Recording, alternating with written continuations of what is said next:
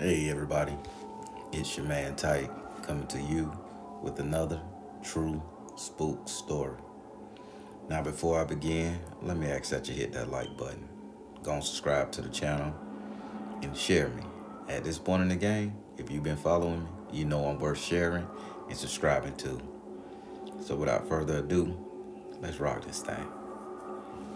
This story is gonna take place in 2011.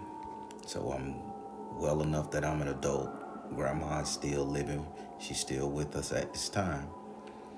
So 2011, I was working at this warehouse as a repair, repack engineer, supervisor thingy. They had some bullshit title. It netted me a good little penny, but I was the only person in the department.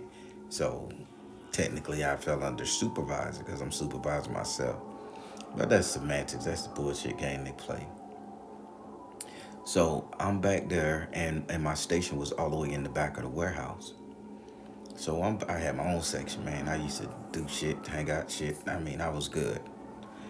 Well, they hired this white guy, and by the name of Ralph. I forget his last name, but he had some kind of Ralph Irish name. I know because we used to make a joke about Ralph Lauren, and he was like, "Oh, Ralph Lauren is Italian. I'm Irish." We make some kind of shit like that. But either way, they hired this Irish white guy to come back there, and if I need assistance, to call him to help me lift heavy furniture, flip things over, or go for tickets, etc., etc.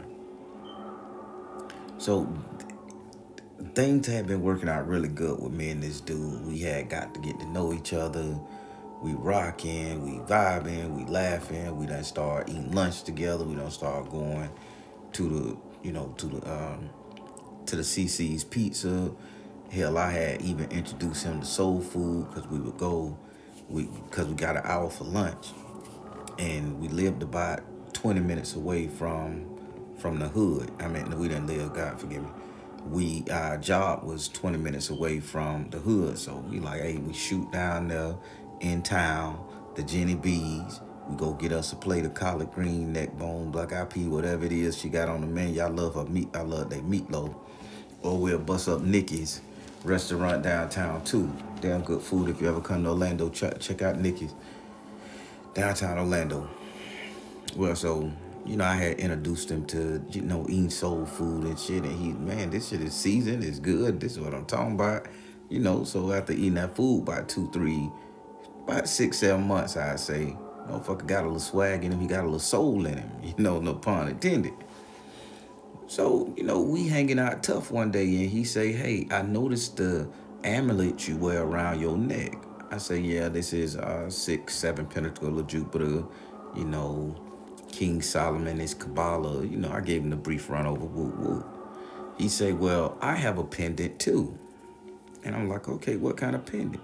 So he reaches into his wallet. He reaches a back pocket, pull out his wallet, and he pull out something like a Celtic cross with vines and shit all on it. And I say, it had a deer antler hooked to it too. Like, he said it had shavings of a deer antler hooked to it. So I say, oh man, that's righteous. I say, how long you been into, the esoteric and the occult? And he like, oh man, I just got into it about 2 years ago, right before I got the job with you guys, and I'm just sitting up here thinking, man, like my spirit is telling me you can teach me something. So I said, okay. I say, I can show you a little bit. I say, I deal with Southern folk magic. Grandma taught me Southern folk magic, and I don't too much venture into nothing else, because I don't know nothing else, really, but Southern folk magic.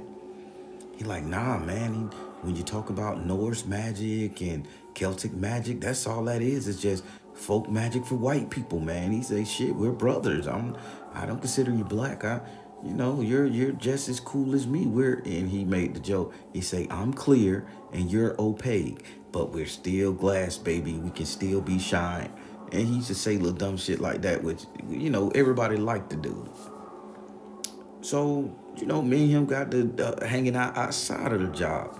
So I was like, man, I'm gonna be down there at the Florida Mall, hit me up. So then I start trusting the cat to come to my apartment.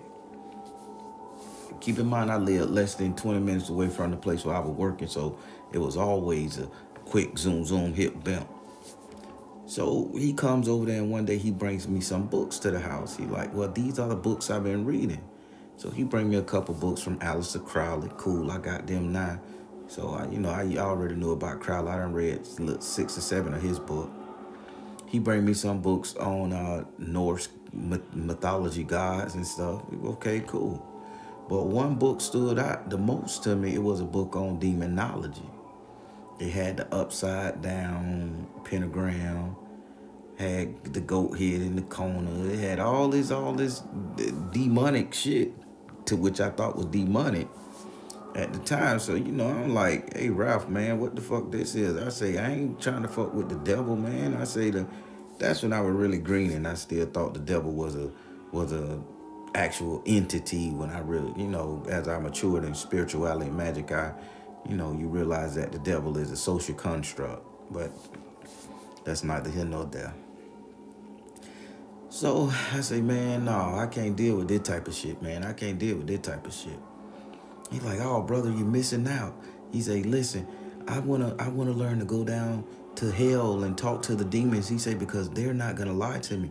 They're gonna tell me the truth of how this world really was and what's what. He say, but every time you go to the Christian Bible or you talk to an angel, they talk in parables and myth, and they'll lie to you just to save face with this Jesus fellow. So, I raised the eyebrow. What the fuck you mean this Jesus fella, man? I mean, you white. Y'all push Jesus on us, so, so now I'm looking at him sideways, the fuck, bruh? I can accept anything you throw at me, but baby, you got the Jesus fish on the back of your car. So he was like, nah, man. He said, what you don't understand is, if you believe in Jesus, you have to believe in the devil. And if you believe in the devil, then you must know that the devil was kicked out of heaven. And he had to take some of the secrets. He had to take some of the knowledge. And you ever heard of the book of Enoch, the fallen angel? He just ran down. Granted, I had all of these books in there. And I had been reading because, I had ordered them. It is what it is. So I say, you got a point. He say, so let's get past that. He say, because I see you got a little fear in your heart. Let's get past all that. So this is my plan for me and you, brother. And he like, buddy, and he goes in my kitchen, fixing some watermelon drink. And like, so this is my plan. He say, hey, let's rent a storage. I say, what? He said, yeah, we could go rent one of the storages off of Kirkman and Riley Street. And say, you could go back there any times of the day. You just got to be out by 7, 8 o'clock at night. But you could go there in the morning. And he say, I'll go ahead and rent it. And when I rent it, you could just come out there and we can do seances. And so I say, this shit kind of wild. So then I say, okay, then let me see what's up. Let me see what brother rocking with. So I took him up on the offer. I said, go ahead and rent the thing. When I come up there, every month I shoot you, half of what you pay for it. So he rented one of the biggest storage units they had. Cool, man, cool. And it was AC climate because it was inside, so I like that. So I go up there and he had decorated that bitch up like a real live motherfucking seance room, people. When I say a seance room, real live motherfucking seance room. He had drew a pentagram on the ground. He had the candles in the corner, the candelabras with the candles hanging in it. He had like something, it was, if I'm not mistaken, it was the leg of a goat hanging, suspended over a rope, hanging over the bitch. He had got a ladder. I mean, he had this bitch set up. I mean, you walk in that bitch, boy, you will spook out. So I walk in there, I say, damn, bro, this shit cool. So he say, hey, let me show you how we do it. So he set up the candles. He put the various herbs and shit in bowls. He had the incense lighting. He even left the door slightly so we wouldn't suffocate from the incense. And now the boy knew what he was doing, man. Somebody had taught him, or he had read up on some good shit. So we in there, and he has the music playing real soft, like spiritual music playing real soft, but it wasn't like our African drum music or the Haitian drum music. It was like Celtic, that medieval times, spinning and singing and shit. It was that type of music. but it was real low, but it had a very soothing, harmonizing sound. So he said, okay, you stand right here. I'm going to stand here. He said, you sit here, Indian style, and let's meditate. So he got in the pose, closed his eyes. He wasn't a threat to me. Cool, woo, woo.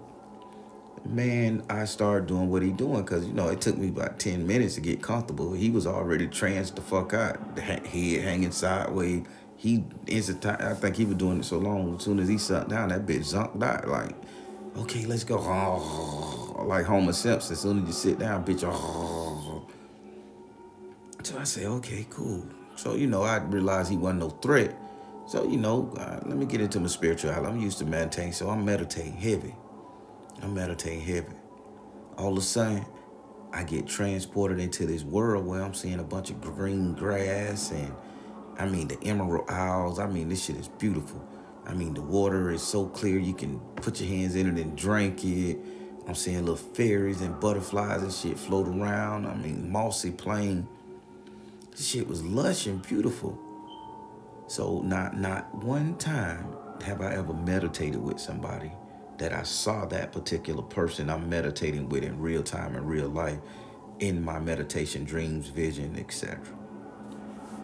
I look across the riverbank and I see somebody waving at me.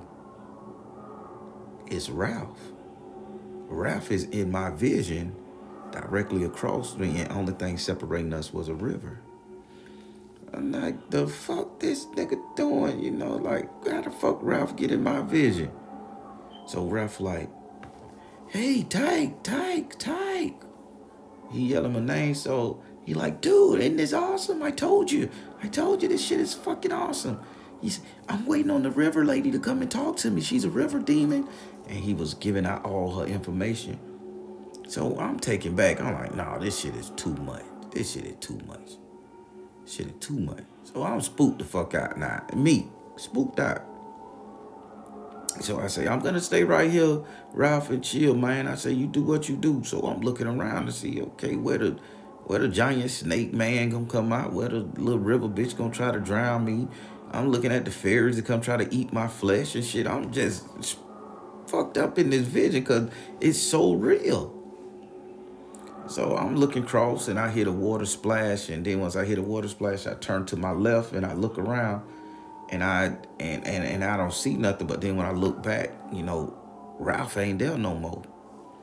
So I say, all right, cool. So I say, okay, spirit, bring me back. So I meditated myself back in my body. When I meditated myself back in my body, Ralph was still in his trans state, where he was, you know, transitional period state, where he was still zonked out and mellowed the hell out. So I felt bad leaving him. So I say, you know what, I'm going to just sit right here.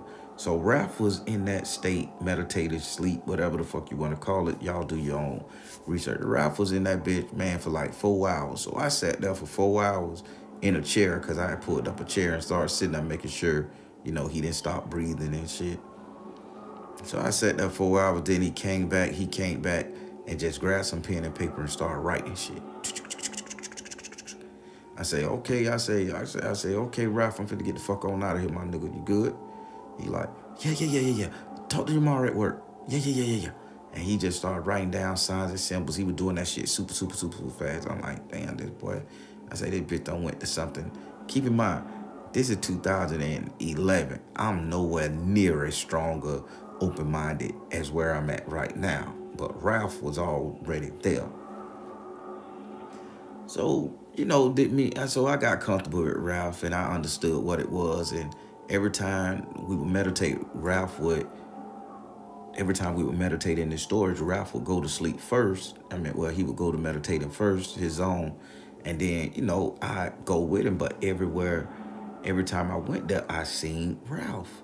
Ralph would either be somewhere in the corner, but he never was directly beside me in the visions. He was always like I'm going to say a good football field yard away from me.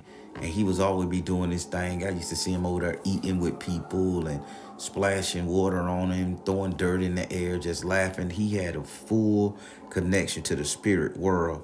White boy now, in my mind, in my vision. He always acknowledged me. So you know, one day I said, okay, let me just stop being spooked, not, you know, worrying about if somebody gonna kill me in this bitch, you know, and, you know, let me enjoy. So soon as I just said, okay, I start trying to feel the grass. I start trying to smell the dirt. I tried to feel the rain that was pouring. I just really immersed myself into this experience that I was having with Ralph as we was meditating. And boy and behold, let me tell you what happened. As far as something, Ralph explained to me that I did something when I immersed myself that he couldn't even do, and he had been doing this for like a long time, because he had all the signs and signals right. He said he could never truly interact with the demons or the deities or the beings to which, you know, he was seeking. They would show him images, but none of them ever talked to him. Ergo, I come in, and he said he witnessed me in the vision having a full-fledged conversation with one of the entities that he'd been trying to talk to for years. So he said he looked at me in his vision, and I was having a whole conversation, shaking hands and laughing, and the entity was pointing to the tree bark, the entity was pointing to the sky, like they was divulging the secrets of the universe to me. So Ralph ended up getting a little jealous. And Ralph said, you know, I don't appreciate that. I don't know what you're doing. You're studying harder than me. He got real jealous of my spirituality. I say, Ralph, I say, for the first 4-5 months, I kept watching the door to make sure ain't no skinheads come in here and kill me, bitch, while I'm all meditated out. I say, I wasn't trying to overstudy you. I say, I'm just rocking with you because I'm into this shit and you is too. I say, so don't get this shit twisted, homeboy. So I'm about to fuck Ralph up, you know, and I'm like, man, if I fuck Ralph up, I know this bitch gonna come at me with some spiritual shit. So I said, okay, then let me break this shit off with Ralph, because, you know, if me and this man keep hanging out together, you know, some shit gonna pop off, and I don't want to have to go in the bag on him, throw him in a pot or nothing like that. I don't think he ready for my shit. So I backed off Ralph. Ralph was still going to the storage. I would see Ralph at the job. He'll speak, what's up, and keep on going. He never came to go to the restaurants with me. He never wanted to hang out and chill in the break room or nothing. So I had took a second job, you know, so I had to support my kids, single parent and all back in the day. So I took a second job, and I had got used to taking power naps at work. So I go in there, we'll have a 15-minute break, then an hour break, then another 15-minute break. So during that 15-minute break, around by 11:30 in the afternoon, 12, I'd be tired, man. And I was like, you know, let me go ahead and take a power nap. So I took a power nap. I put my head down, and I sleep. I wake up, feel refreshed. Boom, I can make it through the day. So I noticed Ralph had stopped even hanging out in the break room I was hanging out in. I was in the break room in the back of the facility. He was in the break room in the front of the facility hanging out with totally different people. So I say, cool, I'm safe. So I end up knocking out, going to sleep. And laying on the table, sleep in the break room. Now I'm going to stop the story right there because I want you guys to understand something. And this is where you're finna get a little lesson. So have your ears and eyes open what I'm telling you people. So I'm going to sleep in this break room. And I remember what my grandma told me. Grandma say, if you ever gonna sleep sitting up in a chair, first thing you want to do is cross your legs. Cross your legs. I say, okay. She say, next thing you want to do is you never sleep with your hand stretched out, with your right hand stretched out, and your left hand on your muscle. She say, because right there you just formed a 4. And she say the 4 leaves you open. Ergo the figure 4 in wrestling, she replied. And she say, when you get the figure 4, anybody could bend you anyway, and the pain is just hurting. She say, so I need for you to cross your arms as well and put your head on your arms, and you lay down like that. So your legs need to be crossed, your arms need to be crossed if you're in the sitting position, sleeping at a table or something. All right, so cool. I didn't do that. I didn't do that at all. I was so tired. I was stretched out in that bitch. I was laid back. I throw my little hoodie over my face and I lay back and I'm asleep. Hands droop down. I ain't do shit grandma said. So one day I'm in that bitch taking a power nap and I'm laying down. I'm at the table. I'm stretched across that bitch. You know, I'm sitting down, but you know, my body's stretched. The same shit she said don't do. I left myself open. People, I felt something like digging in the back of my head, you know, where the base of my spine in the head. I think that's the cerebrum, that part. I felt pressure right there, but not like just air pressure. I felt like a bitch was literally trying to dig into it with their fingernails because it got painful after a little bit. And I'm squinting my eyes and I'm trying to wake up, but I can't wake up. So all of a sudden, I jump out my body. My soul leave my body. Here it is, 12:45 in the afternoon. I'm floating in the sky in the break room over everything, man, everything. I'm seeing everybody. I leave the facility break room and I'm going over and I'm watching everybody on their forklift. I go in the office, I'm watching shit in the office. I go into the manager's office and shit. I'm astral projecting all around the building in real time, people. I go into the office and I see, you know, the boss at the time, his name was Eric. I see him in there getting his dick sucked by the new lady he had just hired. Filthy old shit. I'm seeing everything. I'm seeing Chris doing this dumbass shit in there, acting like he playing golf on the phone, like doing the air golf shit. He was a facility manager. I'm seeing all this shit, right? So I said, then I felt like something was like telling me, go back to your body, go back to your body, go back to your body. So I said, let me go back to my body. I got to wake up anyway.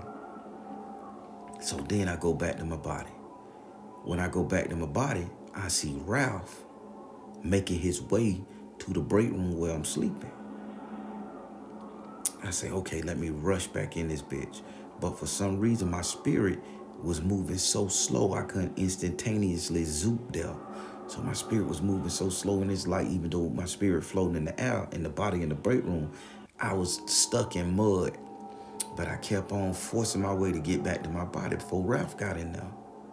So the break room was next to the bathroom. So Ralph goes into the bathroom and goes into the bathroom stall.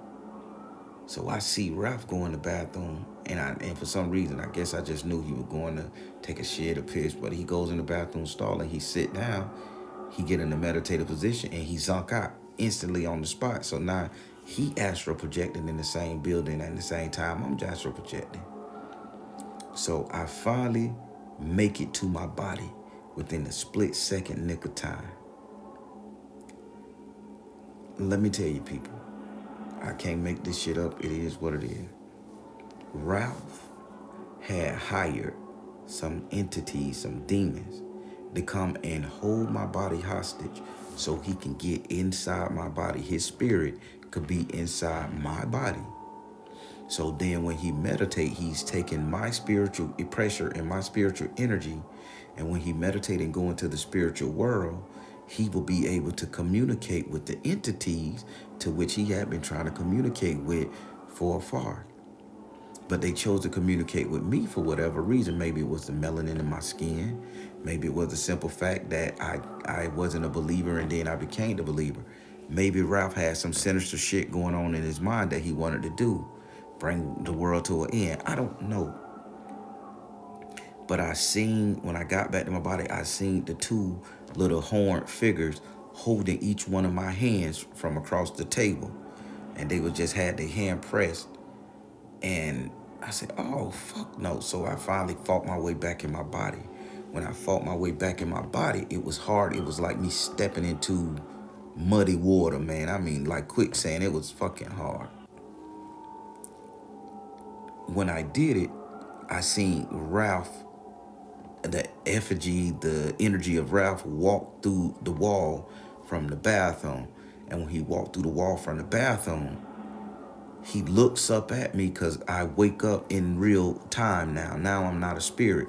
Now I'm back in my body, and but I still got my spiritual eyes on, you know, because my body haven't adjusted to the vibration that I'm in 3D form. I was still in 5D, 6D, 8D, whatever. So when I look up, I see him phase through the wall, his spirit. And when I see him phase through the wall, he looks at me but I'm not moving. I'm like stuck in stasis. He looks at me and he walks around to my back and he start poking at that spot that was hurting so bad right before I zoned out and astral projected. And I couldn't move, but I could move my eyes and I could see him. So I don't know what happened. I kind of like shook it off and I like, ugh. And I turned my head to him real quick to the left. I say, fucking Ralph. And when I said that, his energy looked at me with the stare of whatever was going on with him. He was so fucking afraid. And he backed up and he ran like through the wall and he got back in his body. So I was like, stupid ass fucking Ralph. I'm cursing and I'm trying to stand up, but I ain't got control over my legs, my body, nothing. And I'm the only one in the break room now at this time. So I stand up and I'm stumbling. I fall over on the ground. I rub my eyes and shit. I'm stretching because it's like I just fought 10,000 dudes, man. So I get up, and when I finally get the energy, you know, I crack my little neck. And I open the break room door and I say, let me go fucking see his Ralph in this bathroom with the fuck shit. So as I open the break room door and I walk out the break room and I'm finna hit the bang the left to go to the bathroom, pass by a couple officers to go to the bathroom, tell me why I see Ralph run out of the John, out of the shitter, hop on the forklift, scrap up real quick, and he flowed that bitch. He flowed that bitch, and I'm looking at him, and he going back looking at me like, oh shit, I fucked up. So as he was looking at me, he winded up hitting one of the poles, the stress beams in the warehouse. He winded up hitting one of the stress beams in the warehouse and shit, shook the whole building. So when he hit the stress beam in the warehouse, you know, it kind of threw him off the forklift, but then all the way off. So it threw him all the way off. He managed to hit his fucking head on the rail, on the guard. So I ran up there to him and I turned the forklift off because I was afraid the bitch was going to keep going and spin and crush him up and shit, and I didn't want to see that. So I turned the forklift off. I put on the emergency brake and I bowed down to him. I said, man, you all right? He was like, dude, I'm sorry, man. I'm sorry. Please don't be mad. Please don't be mad. And keep in mind, now I'm coming back to my body. So the fuck you apologizing to me for? It ain't my building. And he like, dude, don't be mad, man. He said, you got the gift. You got the gift. Don't be mad. And I'm like, the fuck this man talking about? Everybody like, okay, he got a concussion. He done hit his head. So they take him off. They take him to the thing, to the ER, and he misses like 7 days of work healing because he had a bad concussion. So when he come back to work, he's like, bro, I'm so sorry. He's so apologetic. And to this day, I'm like, why? I say, man, you good. My spirit man didn't like him, but my physical man thought the dude was a hell of a guy, even though we got into that argument. So I say, okay, Ralph. I say, shit, cool. I say, Ralph, I say, man, come with me. I want you to meet somebody. So this where the shit finna get real, people. I done told you a little backstory, but now here go the real deal, heavy hitter. So I took Ralph. I say, hey, grandma. I say, this my white boyfriend, Ralph. I say, he cool as shit. He eat at Genevieve's and Nikki. He like collard greens, sweet potato pie. We making joke. So grandma sit up there and grandma tried him. Now, I don't know what this mean to today. Grandma tried him. Grandma say, hey, baby. Hey, baby.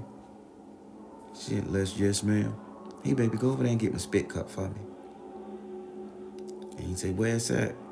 She say, just walk over there in that area. You'll find it. Bring me that spit cup.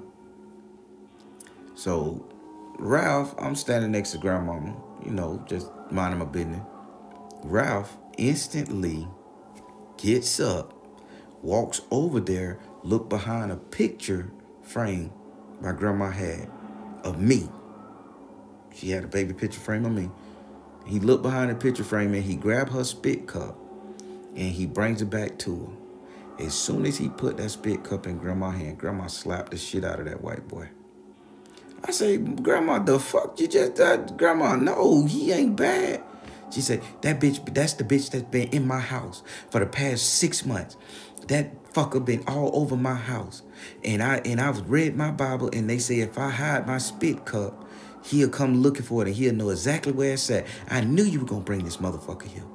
She say, baby, don't trust this bitch. Don't trust this motherfucker. He ain't shit.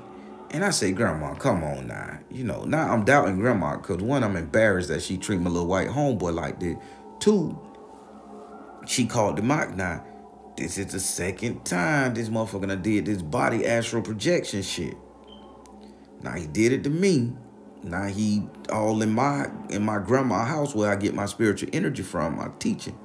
So Grandma say, bitches, you don't get the fuck out of my house right now. She say, I'll trap your motherfucking ass inside this spit cup and spit on you every day. And he was like, no, it's not like that. So I'm looking at her, what the fuck you talking about, Ralph? Nigga, what you doing this astral projection shit in my grandma crib? She ain't got nothing to do with me and your shit. She don't know I'm at this storage fucking all. She's like, bro, I just had to know where you get your energy from. She said, the demons and the angels are talking to you, man. And the shit is just so fucked up. Because I tried. I done did the sacrifices. I done did the shit. I done did everything. I done grew my fucking hair. I put the shit in my hair. And he was saying all that shit. He like, I even got a motherfucking dog, bitch. And he started crying. Grandma say, all that shit with all them tears right there ain't shit. You's a motherfucking demon lover. You's a bitch. Get out my fucking house. She said, bitch, get out my house. Get out my house. And Grandma just started screaming, and she was pointing her finger at him, and she like went and got like a stick from beside the door. And she was like, get out my house. Get out my fucking house. Oh, I hate this nigga. I hate this bitch. Fuck this cracker. She, you know, grandmama times. Man, that boy couldn't rush up out that bitch. He like, Tyke, man, I'm so sorry. I'm so sorry. Please forgive me. Please forgive me. And he run into his car crying. He like, dude, you're an excellent friend, man. I never had a friend like you. You're spiritual. You're cool. You accept me for who I am. I'm sorry, man. I invaded your privacy. I invaded your mom's privacy. And shit, he was just going off like that. And Grandma say, get your janky ass out of here, you bitch. Get out of here. Don't ever talk to my grandson again. If you do, bitch, I will bind you to this spit cup and I will spit on your ass for years. Kid you not. So I'm thinking I'm finna be fucked over, laughed at when I get back to work. I'm thinking Ralph gonna come and spin the story. You know, Tyke and his family fucked up in the magic, crazy, yah, whoop, whoop, whoop. I get back to work. They were cleaning out Ralph's locker. I say, man, where the fuck Ralph? I say, Monday, where Ralph at? Shit. They like, you know, Ralph just quit. I said, what the fuck you mean? So he just up and one day turned in his badge and walked out the door. I say, and he left all this shit? Yeah. And he said he left a letter addressed to you. I say, the fuck you mean a letter addressed to me? So I say, okay. They say, well, he told me not to open it and all that shit. This is the security guard Dexter talking to me now. I say, all right, Dex, what it is? So I get the letter, I go in the break room, open the bitch up, and I read it. When I read the letter, the man, it was no words. It was all ciphered with the Enochian angelic language. People, I had to go buy an Enochian angelic language book and translate the letter just via what the book said. The book was like $60 back in the day. So I translated the letter in cipher, material, whatever. That motherfucker said, if you ever need a spirit to help you on your journey, you could find me in the storage locker. Crazy romanticizing the fucking spirit shit. So, you know, I ain't think nothing of it. You know, I bought the letter up, tossed that bitch in the trash. Whoop, whoop. 1 year passed, 2 year passed, 3 year passed. So I say, let me go back to this storage and check. You know, I done quit that job. I'm working for myself now. Let me go back. It's 2014, 2015. Grandma had passed then. She had went on to heaven. My mama passed and grandma passed, so both of them had went on to heaven. Now I go to the storage where we were. Of Kirkman and Raleigh. Little storage unit sit right back there.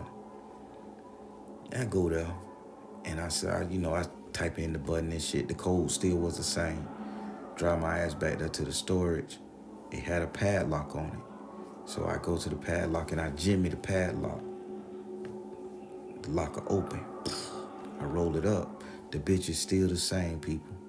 The man had paid up on the bitch like 4, 5 years, 6 years, because that's what his thing. So I went to the lady. I say, hey, man, when the last time, Ralph came and paid for locker such and such and such and such? She said, we get an automatic payment. It wasn't like Cash App like it is now. We get an automatic payment, renewing it every year, every month, that type of thing. I say, all right. She say, you type? And I say, yeah. She say, oh, here go your key. We've been waiting to give you your key to it. I say, but it's open. She say, no, it's supposed to be locked.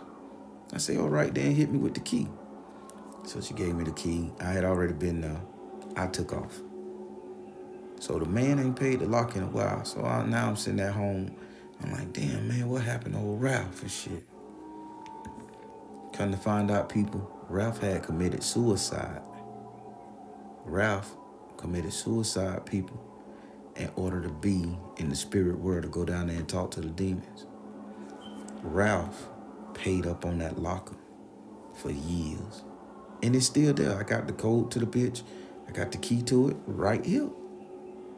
I never went back. And that's been 2014. I don't know if the locker still exists. I don't know the storage unit locker. I don't know. I won't go back. That boy committed suicide. They found him dead in his home, about a year after he left the job with me. Motherfucker died. He believed in that shit so much he killed himself. Ultimate price. Grandma was already gone. My mama was already gone. I had nobody to talk to with it. This is the first time I'm sharing this. And now y'all know. So I don't know if this story have a moral to it. I don't know if it has an educational plot to it or nothing.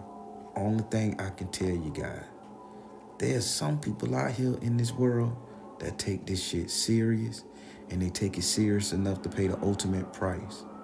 And for everybody out here faking this shit, posing this shit, just doing it for the love of it, the talk of it, the hypeness, the wokeness of it, or just to chase clout, y'all need to be careful who you partner yourself up with. Because some of these spiritualists out here, somebody go take the steps and do the do. And if need be, they'll unalive themselves just to get to the goddamn root of tutti of what they want. I'm not finna unalive myself because I could do more work here. But he felt he could do more work in the spirit world. And I'll be totally transparent with y'all. I did a spell, and I wrote Ralph's name down on the spell. To this day, that was the spell that got me custody of my children in a racist-ass court. And I'll leave it at that. I'm tight. Telling you guys, be careful who you befriend, but befriend who's very careful. Take care, everybody. Stay safe.